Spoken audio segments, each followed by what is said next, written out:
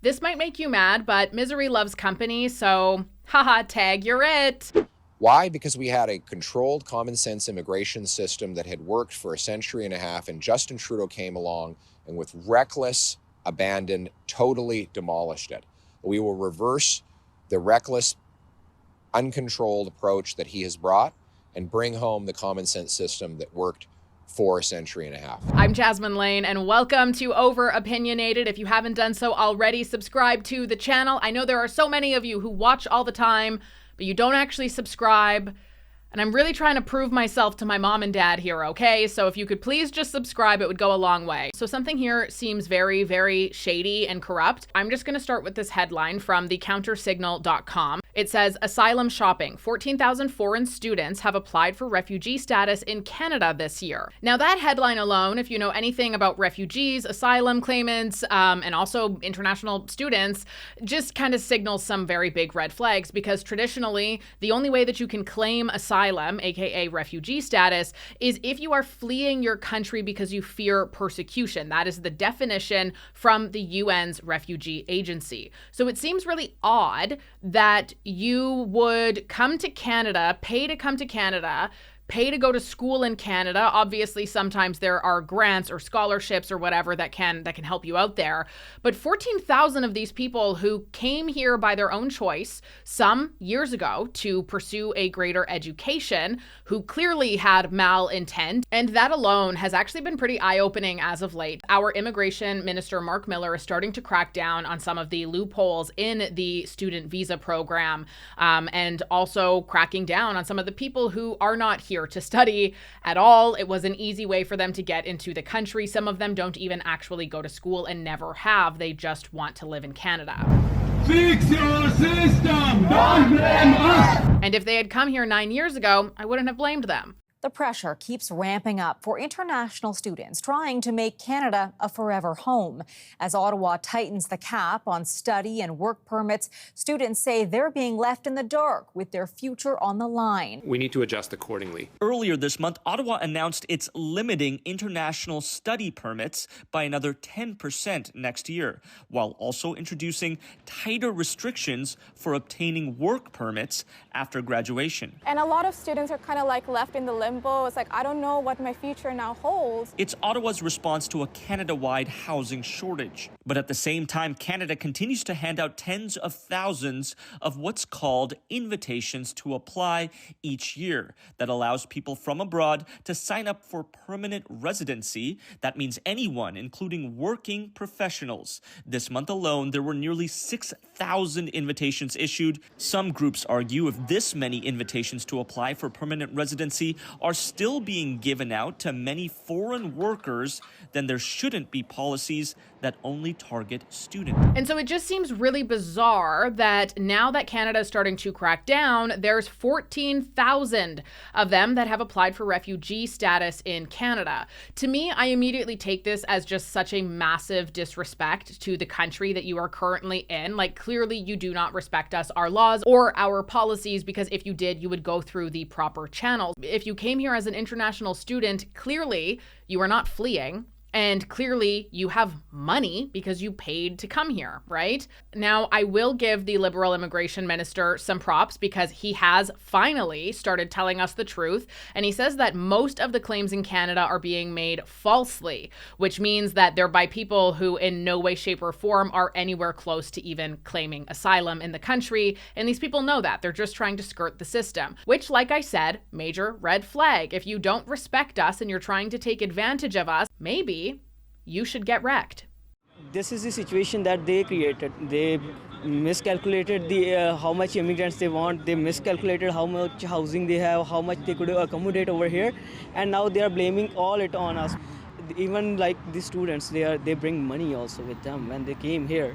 Like we did an initial investment, my tuition fee was 3 times what a Canadian would pay over here. Now, after hearing the many conversations all over the media, all over X, I had this curiosity, and that was, well, wait a second, like, if you come here as a refugee, what does that even really mean? And this curiosity would go on to ruin my night. So according to a report released from Ottawa earlier this year, roughly $224 per day per claimant is what asylum seekers who are accepted get.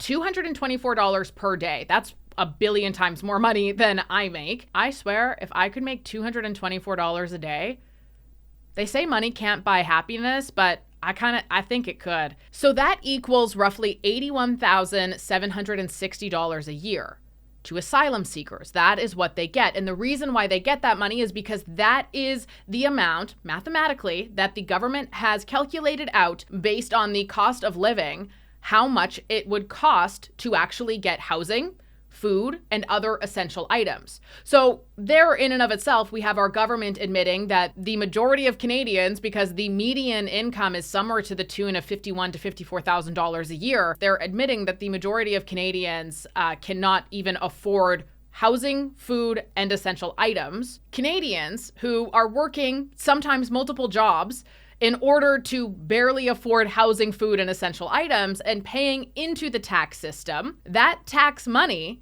is going towards asylum seekers to give them more money than the Canadians who are paying into taxes make. That smells kind of funky. And just for funsies, let's do some math. So hypothetically speaking, let's say all 14,000 of those applications do in fact get approved. Realistically, this won't happen. But if they did, that would mean that over $1,144,640,000 of taxpayer money would be going to fund refugees in Canada so that they could live an easier, better lifestyle than the people paying into the tax system do. How the hell is anyone existing in Canada? I feel trapped. And I just got a good job. I started in September, but even with that job, it pays less than 40 grand a year.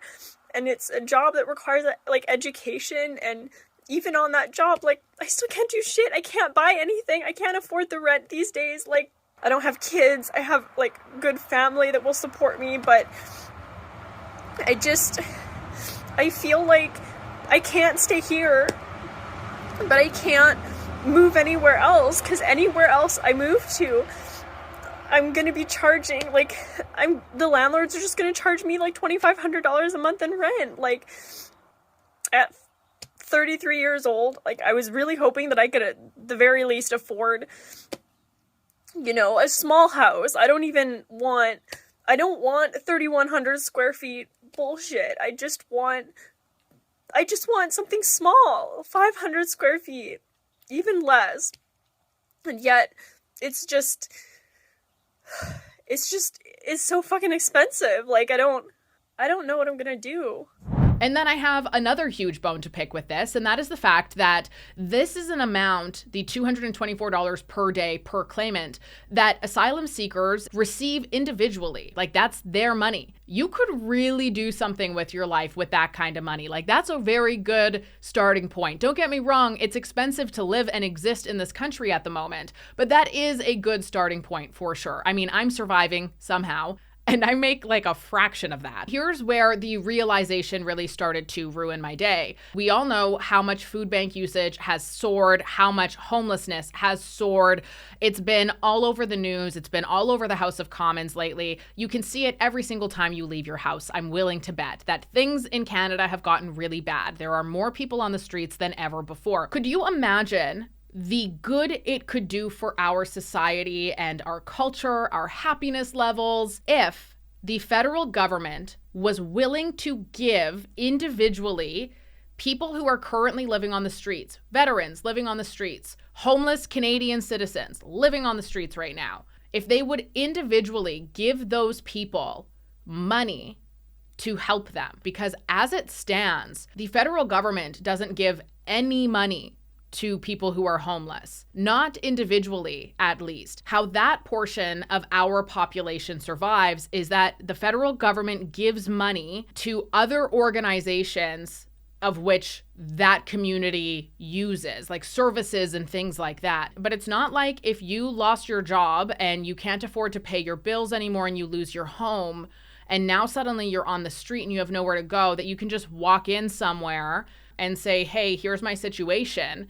and they'll go and give you a check so that you can afford, $224 a day. No, what they'll do is they'll refer you to other organizations and services that can help you, but not a single one of those places just gives you money. But could you imagine how absolutely game-changing it would be if our government prioritized its own people? I'm Jasmine Lane, would love to know your thoughts on all of this. How do you think that kind of money could be better spent in this country, or even for yourself? I mean, if we're talking about yourself here, an extra like $224 a day, I'd be living good. Let me tell you, I would not be shopping at No Frills anymore. Subscribe to the channel, like this video, and comment your thoughts down below.